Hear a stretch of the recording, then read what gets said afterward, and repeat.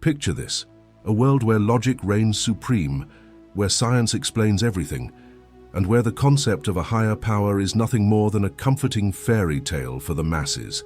That was my world. I'm Dr. Alex Thornton, and for 45 years, I lived as a die-hard atheist. From a young age, I questioned everything. My parents, in attempts to drag me to church every Sunday, were met with eye rolls and sighs. By the time I hit my teens, I had already dissected every major religion, finding flaws and inconsistencies at every turn. It wasn't rebellion, it was a genuine pursuit of truth. As I grew older, my conviction only strengthened. I became a renowned physicist, dedicating my life to unraveling the mysteries of the universe through science. My research papers were published in prestigious journals, and I frequently appeared on talk shows, debating religious leaders and philosophers. I took pride in dismantling their arguments with cold, hard facts. But let me tell you something. The universe has a way of humbling even the most arrogant minds, and boy, was I arrogant. It was a crisp autumn morning when everything changed. I remember it vividly. The smell of freshly brewed coffee, the sound of leaves crunching under my feet as I walked to my car. I had a lecture to deliver at the university, another opportunity to shape young minds and steer them away from what I considered superstitious nonsense. Little did I know, fate had other plans for me that day. As I pulled out of my driveway, a truck came out of nowhere, slamming into the driver's side of my car. The impact was devastating. Metal crunched, glass shattered, and in an instant my world went black. What happened next defies everything I once believed. It challenges the very foundations of science and rationality that I had built my life upon. But before I delve into that, I need you to understand something crucial. I'm not here to convert you or to push any agenda. I'm here simply to share my experience, an experience that shook me to my core and forced me to question everything I thought I knew. So buckle up. This isn't just a story, it's a journey that took me from the heights of scientific certainty to the depths of the unknown, a journey that brought me face to face with the one being I had spent my entire life denying. Are you ready to hear what happened when this adamant atheist crossed over to the other side? Are you prepared to challenge your own beliefs, whatever they may be? Because let me tell you, what I'm about to share will make you question everything you thought you knew about life, death, and what lies beyond. The moment of impact is etched into my memory like a scar. 1 second, I was alive, vibrant, full of plans and ambitions. The next, I was somewhere else. Now, I know what you're thinking. He was in a coma, hallucinating. Or perhaps it was just his brain firing off random synapses as it shut down. Trust me, as a scientist, these were the first explanations I grasped for. But what I experienced defies such simple rationalizations. The transition was unlike anything I could have imagined. There was no bright light at the end of a tunnel, no deceased relatives welcoming me with open arms. Instead, it was as if reality itself had shattered, and I was falling through the cracks. Colors I had never seen before swirled around me. Sounds that shouldn't exist filled my consciousness. It was beautiful, terrifying, and utterly incomprehensible all at once. My analytical mind struggled to make sense of it, but there was nothing in my vast scientific knowledge that could explain what was happening. And then, suddenly, everything stopped. I found myself standing, if you can call it that when you no longer have a physical body, in a place that defied description. It was as if I was everywhere and nowhere at the same time. The laws of physics, the very foundations of reality as I understood them, seemed to have no meaning here. But the most shocking part, I wasn't alone. A presence enveloped me. It was vast, infinite, and yet intimately personal. It radiated a love so pure and intense that it made every other emotion I had ever experienced pale in comparison. And somehow, deep in the core of my being, I knew who it was. Jesus. Now I can almost hear the skeptics among you scoffing. Believe me, I understand. If someone had told me this story a day earlier, I would have laughed in their face and begun dissecting their delusion. But in that moment, faced with this overwhelming presence, all my doubts, all my scientific certainties, crumbled away like sand castles before a tidal wave. The being before me wasn't the bearded, Caucasian Jesus from Renaissance paintings. No, this was something far more profound, far more real. It was as if love, compassion, and truth had taken on a form that my limited human mind interpreted as Jesus. And then he spoke. Not with words, mind you. It was more like so pure thought, pure understanding, flowing directly into my consciousness. In an instant, I understood more about the nature of reality, the universe, and my own existence than I had in 45 years of scientific study. He showed me the interconnectedness of all things, the underlying fabric of reality that our science has only begun to scratch the surface of. I saw how every action, every thought, ripples across the cosmos in ways we can't begin to comprehend. But more than that, he showed me myself. Every moment of my life played out before me, not in chronological order, but all at once. I saw the impact of every choice I had ever made, both good and bad. I saw the people I had influenced, the lives I had touched, for better or worse. And you know what the strangest part was? There was no judgment, no condemnation for my years of denying his existence. Only love, infinite and unconditional. It was overwhelming. In the face of such love, such truth, I felt myself breaking down. Everything I had believed, everything I had stood for, was being washed away. And in its place, a peace I had never known was possible. But this was just the beginning. What came next would challenge not just my beliefs, but the very nature of reality as we understand it. Are you ready to go deeper? Because trust me, it only gets more mind-bending from here. As I stood there, enveloped in this divine presence, a profound realization washed over me. Our understanding of the universe, of reality itself, is woefully incomplete. Everything I had learned, everything I had taught, was like trying to understand the ocean by looking at a single drop of water. Jesus, or rather, this manifestation of ultimate truth and love, began to reveal things to me. Truths so profound, so earth-shattering, that I struggle even now to put them into words. But I'll do my best to convey what I learned. First and foremost, the nature of consciousness. We've got it all wrong, folks. Consciousness isn't just a byproduct of our brains, a result of neurons firing in sequence. It's fundamental to the very fabric of the universe. In fact, consciousness is what creates reality. I know. It sounds like New Age mumbo-jumbo.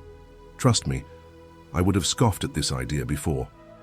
But what I experienced, what I was shown, makes our current understanding of quantum physics look like child's play. Every thought, every emotion, every belief we hold shapes the world around us in ways we can't even begin to fathom. We're not just passive observers of the universe. We're active participants in its creation and evolution. But here's where it gets really wild. Time, as we understand it, doesn't exist. Past, present, future, they're all happening simultaneously. What we perceive as the flow of time is just our limited consciousness moving through different states of being. I saw my entire life, past, present, and future, laid out before me like a vast tapestry. Every choice, every path not taken, every possible outcome existed simultaneously. Free will and determinism weren't mutually exclusive. They were two sides of the same coin. And death? Oh, my friends, death is not the end. It's not even close to the end. It's more like a transition, a shift in consciousness. We don't die, we simply change states. But perhaps the most mind-blowing revelation was about the nature of God. Now, I use that term loosely because what I experienced was so far beyond our human concept of a deity. It wasn't some bearded man in the sky judging our actions. It was everything. The entire universe, every dimension, every possible reality, all of it was God. And we, and every single one of us, are integral parts of this divine whole.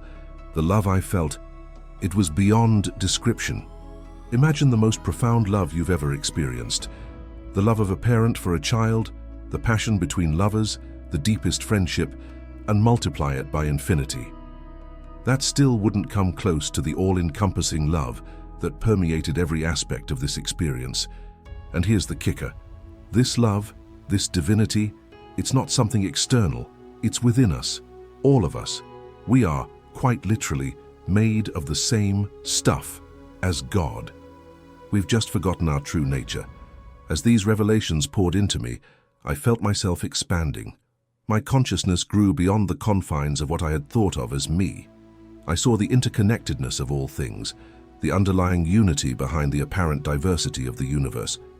I understood that every religion, every spiritual tradition, had glimpsed pieces of this truth. They were all different perspectives on the same ultimate reality. The conflicts, the disagreements, they were all based on limited understanding, on seeing only part of the picture. But don't mistake this for some bland, all religions are the same platitude. No, what I saw was far more complex, far more beautiful than that. Each tradition, each belief system played a crucial role in the grand tapestry of human spiritual evolution. As I stood there, basking in this infinite love and wisdom, a question formed in my mind. Why? Why show me all this? Why me? The answer came not in words, but in a pure understanding that flooded my being. I was to be a bridge, a messenger, someone who could speak the language of science and skepticism, but who had experienced the profound truth of spiritual reality. My mission, should I choose to accept it, was to return, to come back to the world of the living and share what I had learned, not to convert or convince, but to plant seeds, to challenge people to look beyond their limited perspectives and consider the vastness of what might be. But there was a catch. Returning wouldn't be easy. The knowledge, the experience I had gained, much of it would be lost in the transition back to physical existence. I would remember the core of what I had learned, but the full depth of the experience would be beyond my ability to recall or express. It was a daunting task. Part of me wanted to stay, to bask in this infinite love and wisdom forever, but I knew what I had to do. With a mixture of reluctance and determination, I made my choice. And that's when things got really interesting. The decision to return was made in an instant, yet it felt like an eternity. As soon as I chose, the fabric of this otherworldly realm began to shift. The all-encompassing presence of divine love started to recede, not diminishing, but rather changing form. I felt myself being pulled back, as if by some cosmic elastic band. The indescribable colors and impossible geometries of the spiritual realm began to blur and fade. A sense of heaviness, of limitation, started to creep in around the edges of my consciousness. But before I fully transitioned back, I received one last message, not in words, but in pure understanding. Remember, Alex, remember love, remember unity, and above all, remember that you are more than you think you are. With that, I was thrust back into the world of the living. The return to my body was, well, there's no gentle way to put this. It was excruciating. Imagine trying to squeeze the entire ocean into a tiny bottle. That's what it felt like. An infinite consciousness being crammed back into the confines of a human brain. I gasped, my eyes flying open. The harsh fluorescent lights of a hospital room assaulted my senses. The beeping of monitors, the antiseptic smell, the feeling of scratchy sheets against my skin. Everything felt impossibly vivid and overwhelmingly intense. A nurse, startled by my sudden awakening, dropped the clipboard she was holding. "Doctor," she called out, her voice sounding distant and muffled to my ears. "He's awake." What followed was a whirlwind of activity. Doctors rushed in, checking vital signs, shining lights in my eyes, asking me questions I could barely comprehend, let alone answer. I tried to speak, to tell them about what I had experienced, but my voice wouldn't cooperate. All that came out was a hoarse croak. It was then that I realized the true challenge that lay ahead of me. How could I possibly convey what I had experienced? How could I translate the ineffable into words that others could understand? As the medical staff bustled around me, I closed my eyes, trying to hold on to the memories of what I had seen, what I had learned. But already, I could feel them slipping away, like trying to hold onto water with cupped hands. The next few days were a blur of tests, examinations, and concerned visitors. My family was overjoyed at my recovery. but I could see the worry in their eyes. I wasn't the same person who had left for work that fateful morning. Something fundamental had changed, and they could sense it. When I was finally able to speak coherently, I tried to explain what had happened. The words felt clumsy and inadequate, barely scratching the surface of what I had experienced. My wife listened patiently, holding my hand, but I could see the doubt in her eyes. My colleagues, when they visited, were even less receptive.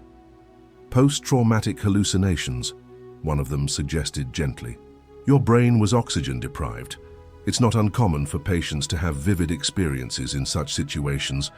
I wanted to argue, to make them understand that this was different. This wasn't some random firing of neurons or a hallucination brought on by trauma. But how could I prove it? How could I convey the profound truth, the life-altering reality of what I had experienced? As the days turned into weeks and I slowly regained my strength, I grappled with this dilemma. The memory of my experience, and while faded, remained at the core of my being. It had fundamentally altered my perception of reality, my understanding of life and death, of consciousness and the nature of existence itself. But with each passing day, I also became more aware of the enormity of the task ahead of me. I had been a respected scientist, a voice of reason and skepticism. Now, I was about to step into a role that would challenge everything I had previously stood for. I knew that speaking out would come at a cost. My reputation, my career, my relationships, all of these would be put at risk. The scientific community that had once embraced me would likely turn its back. I would be labeled a crackpot, a fraud, or worse. Yet, I also knew that I had no choice. The truth I had glimpsed was too important, too profound to keep to myself. Even if I could only convey a fraction of what I had learned, it had the potential to change lives, to shift paradigms, to open minds to new possibilities. As I was discharged from the hospital, stepping out into the sunlight for the first time since my accident, I made a decision. I would tell my story. I would share what I had learned, consequences be damned. Little did I know, the journey I was about to embark on would be even more challenging, more mind-bending, and more transformative than I could have ever imagined. The world was about to hear the testimony of an atheist who had died, met Jesus, and returned to tell the tale. And trust me, what comes next will challenge everything you think you know about life, death, and the nature of reality itself. As I stepped back into the world, everything felt different. Colors seemed more vibrant, sounds more melodious, and even the air felt charged with a new kind of energy. It was as if my near-death experience had fine-tuned my senses to a higher frequency of reality. But with this heightened awareness came an overwhelming sense of responsibility. I had been given a glimpse behind the curtain of existence, and now I had to find a way to share it with the world. My first attempts were, well, let's just say they didn't go as planned. I started small, trying to explain my experience to close friends and family. Their reactions ranged from polite skepticism to outright concern for my mental health. My wife, bless her heart, listened patiently, but I could see the worry in her eyes. Maybe you should talk to someone, she suggested gently. A therapist, perhaps? My colleagues were even less receptive. When I tried to broach the subject at a faculty meeting, the room went silent. I could practically hear their thoughts. Poor Alex, the accident must have scrambled his brain, but I couldn't give up. The truth I had experienced was too important, too transformative to keep to myself. So, I decided to go public. I reached out to a journalist I knew, someone who had interviewed me in the past about my scientific work. When I told her I had a story to share, she jumped at the opportunity. Little did she know what she was getting into. The interview was a disaster. As I tried to explain my experience, to convey the profound truths I had glimpsed, I could see the journalist's expression shift from interest to disbelief, to barely concealed amusement. When the article came out, it was worse than I had feared. Renowned atheist scientist claims near-death encounter with Jesus, the headline blared. The article itself was a masterpiece of subtle mockery, painting me as a once brilliant mind now lost to delusion. The backlash was immediate and fierce. My inbox was flooded with emails, some expressing concern, others outright ridicule. My department head called me in for a chat, gently suggesting I take some time off to recover fully. But amidst the negativity, something unexpected happened. I started receiving messages from people who had gone through similar experiences, people who had glimpsed something beyond the veil of ordinary reality and had been afraid to speak out. One email, in particular, stood out. It was from a woman named Sarah, a former skeptic like myself, who had had a profound spiritual experience during a meditation retreat. "I've never told anyone about this," she wrote. "I was afraid they'd think I was crazy. But reading your story gave me the courage to reach out. That's when I realized I wasn't alone. There were others out there, people who had touched the ineffable and come back changed. We were like islands in a vast sea, isolated but part of something greater." Inspired by this realization, I decided to change my approach. Instead of trying to convince people with arguments or proof, I would simply share my story. I would create a space where others could share their experiences without fear of judgment. I started a podcast, Beyond Belief, Conversations on Consciousness and Reality.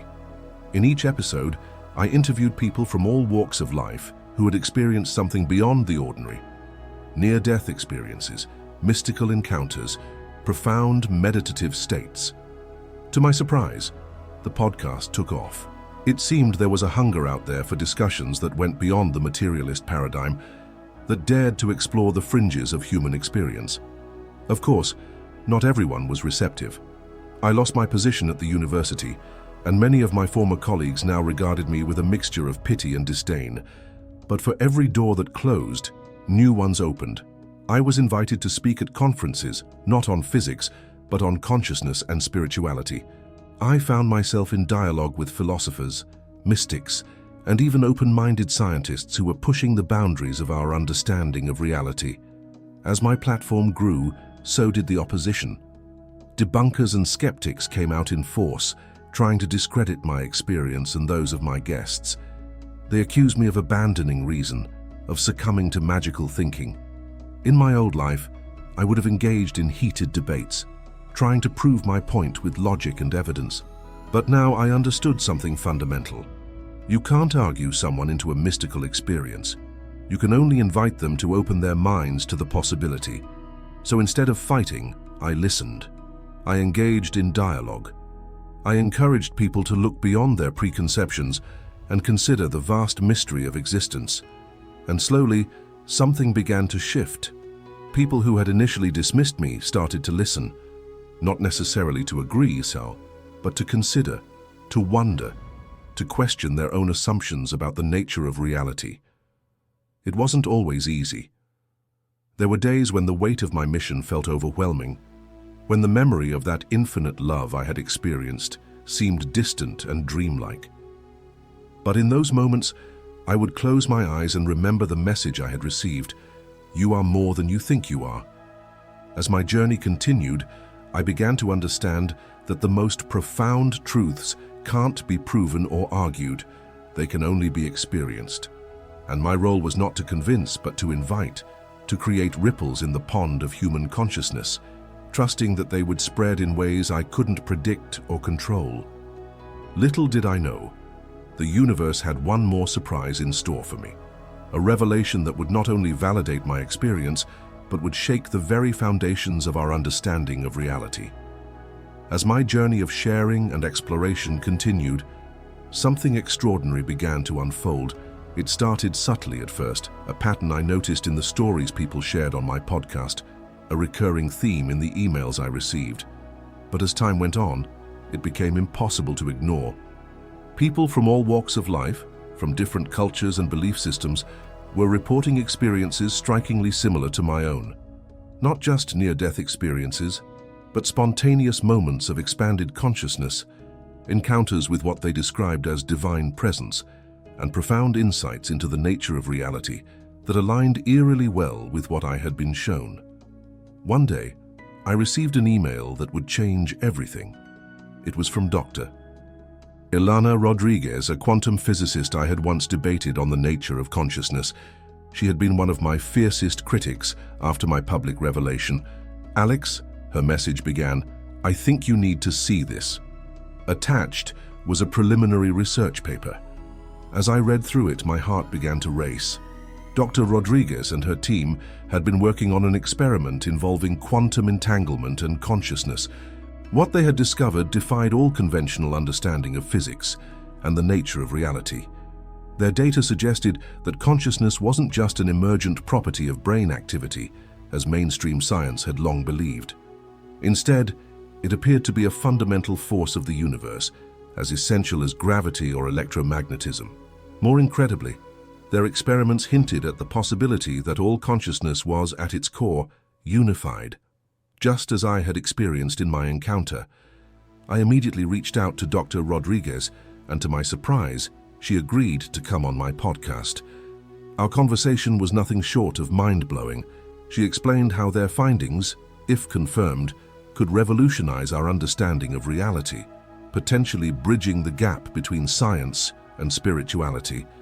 "Alex," she said, her voice filled with a mixture of excitement and trepidation, "if what we're seeing is correct, it could mean that your experience, well, it might not have been a hallucination or a dream.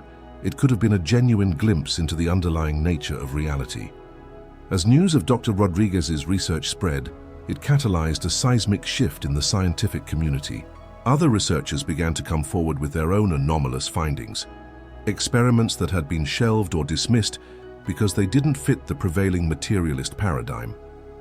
A neuroscientist in Japan had data suggesting that meditation could alter the fundamental structure of space-time around a person. A team in Germany had observed quantum effects in biological systems that defied explanation. A consciousness researcher in India had documented cases of shared mystical experiences that seemed to defy our understanding of individual consciousness. It was as if a dam had broken. The flood of new data and theories sparked intense debate and controversy. Some scientists dug in their heels, clinging to the old paradigm. Others embraced the new findings, excited by the possibilities they presented. As for me, I found myself in the unexpected position of bridge builder. My background in hard science, combined with my spiritual experience and the platform I had built, allowed me to facilitate dialogue between these seemingly disparate worlds.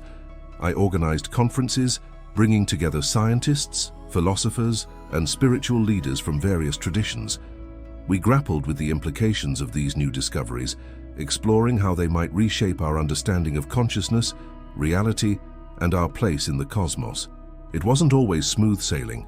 There were heated debates, clashing egos, and moments of frustration, but there were also breathtaking instances of convergence, moments when a scientist's equation and a mystic's insight seemed to describe the same underlying truth from different perspectives. As this movement grew, it began to capture the public imagination. People were hungry for a worldview that could reconcile the rigorous empiricism of science with the profound insights of spiritual traditions. My podcast audience exploded, and I found myself speaking to packed auditoriums around the world. But with increased visibility came increased scrutiny. Critics accused us of pseudoscience, of trying to inject mysticism into the realm of empirical research. Some even suggested it was all an elaborate hoax or a ploy for attention. In the face of this opposition, I often returned to the memory of that all-encompassing love I had experienced. It gave me strength, reminding me of the deeper truth behind all the debates and controversies. As the years passed, the convergence of science and spirituality continued to unfold in ways I could never have imagined. New technologies were developed that allowed for more direct exploration of consciousness. Meditation and mindfulness practices became integrated into mainstream healthcare and education. Our understanding of the universe and our place in it evolved dramatically. But perhaps the most profound change was more personal. As more people opened themselves to the possibility of a deeper, more interconnected reality, there was a subtle but unmistakable shift in the collective consciousness. People began to treat each other and the planet with more compassion and respect. The realization that we are all part of a greater whole began to influence everything from individual behavior to global policy. Looking back now, I realized that my near-death experience was just the beginning. It was the pebble that started an avalanche of transformation, not just for me, but for humanity as a whole. To those of you watching this, I want to leave you with this thought. The universe is far more mysterious, far more wonderful than we can imagine. Whether you're a hardened skeptic or a true believer, I encourage you to approach life with an open mind and an open heart. Question your assumptions, explore your consciousness, and remember, as I was told in that realm beyond, you are more than you think you are. The journey of discovery is far from over. In fact, it's only just beginning. And the most exciting part, you're not just watching this unfold, you're an active participant in this grand cosmic dance. So what's next? What new revelations await us as we continue to probe the depths of consciousness and the nature of reality? Only time will tell, but one thing is certain, the adventure ahead promises to be beyond our wildest dreams. Thank you for listening to my story. May it inspire you to embark on your own journey of discovery, to question, to wonder, and to explore the infinite possibilities that exist within and around you. Remember, the greatest frontier isn't out there in the cosmos, it's right here, in the depths of our own consciousness. The journey awaits. Are you ready to take the first step?